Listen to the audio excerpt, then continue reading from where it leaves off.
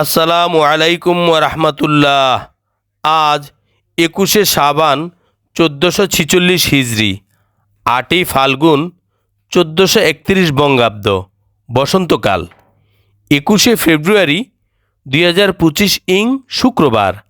আজ এসেছি দলেশ্বর হানাফিয়া জামে মসজিদ, দলেশ্বর, কোন্ডা ইউনিয়ন, দক্ষিণ কেরানীগঞ্জ, ঢাকা।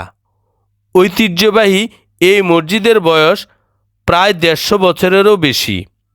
জাতিসংঘের শিক্ষা ও সাংস্কৃতিক বিষয়ক সংস্থা ইউনেস্কোর স্বীকৃতি অ্যাওয়ার্ড অব মেরিট পুরস্কার ভূষিত এই মসজিদ। আবার সৌদি আরবের মদিনায় স্থাপত্য শিল্পের পুরস্কার, আব্দুল লতিফ ফাউজান আন্তর্জাতিক মসজিদ স্থাপত্য শিল্প বিষয়ক অ্যাওয়ার্ড এর তৃতীয় সেশনে পুরো মুসলিম বিশ্ব থেকে 60টি মসজিদ স্থাপত্য শিল্পের অনন্য সাধারণ নিদর্শন হিসেবে নির্বাচিত হয়। মসজিদটি পুরাতন আদল ধরে রেখে নবাবী আমলের ঐতিহ্য বজায় রেখে সুনিপুণ হাতে সংস্কার কাজ করেছেন স্থপতি সাইদ মুস্তাক আহমেদ। জানা যায়, মরহুম দারোগা আমিনউদ্দিন আহমেদ 1868 সালে নিজ উদ্যোগে অনন্য স্থাপত্য শৈলীর দৃষ্টিনন্দন মসজিদটির নির্মাণ কাজ শুরু করেন।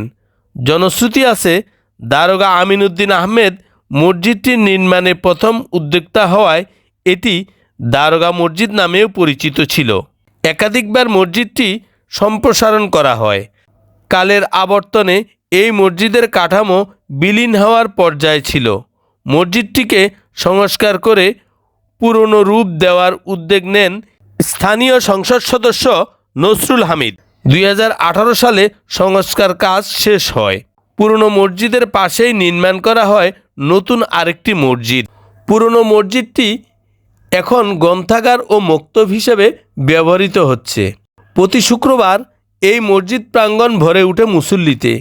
এখানে প্রায় 2000 মুসল্লি একসাথে নামাজ আদায় করতে পারে এবং প্রতিদিন বিকেলে অনেক শিশুরা এই মসজিদ প্রাঙ্গণে খেলাধুলা করে থাকে।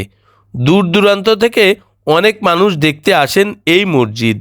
আমি আজ এই মসজিদে জুমার নামাজ আদায় করলাম এবং মসজিদটি আপনাদের দেখানোর চেষ্টা করছি মাত্র। আমাকে উৎসাহী রাখতে ও আপনাদের সুবিধার্থে আমি আপনাদের যে প্রতি শুক্রবার একটি মসজিদের পরিচয় করিয়ে দিয়ে আসছি। যাদের কাছে আমার এই পরিচয় পর্বটি ভালো লাগে তারা সাবস্ক্রাইব করে রাখলে পরবর্তী মসজিদের পরিচয় পেতে সহজ হবে। আর যারা সাবস্ক্রাইব করে রেখেছেন তাদেরকে অসংখ্য ধন্যবাদ। আসসালামু আলাইকুম ওয়া রাহমাতুল্লাহ।